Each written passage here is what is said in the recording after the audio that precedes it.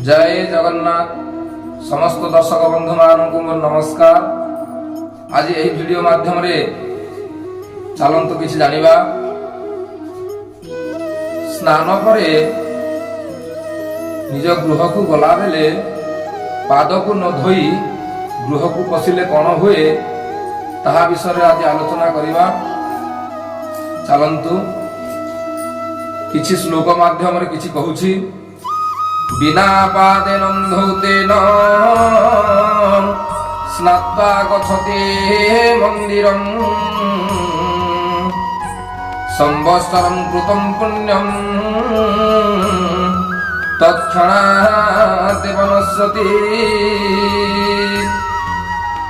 जदि स्नान कला परे निज गृह को गला बेले पाद को न धोई गृह को प्रवेश कले आपणकर सर्व प्रकार एक वर्षर धर्म नष्ट हुए यह शास्त्र में वर्णित अछि।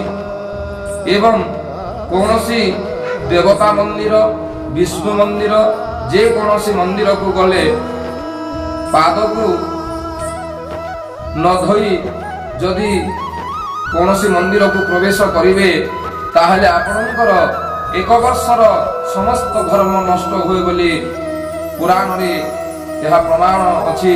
तेणु समस्त दर्शक बंधु मानक मोर विनम्र अनुरोध, गृह को पशिला बेले पाद को सदा सर्वदा धोई गृह को प्रवेश करिवे।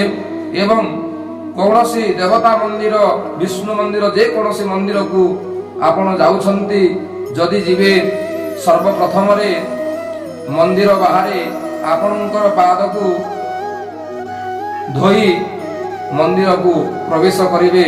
यह कले आपणकर धर्म वर्धन हेब, आपणकर जीवन सुखमय हेब। जय जगन्नाथ।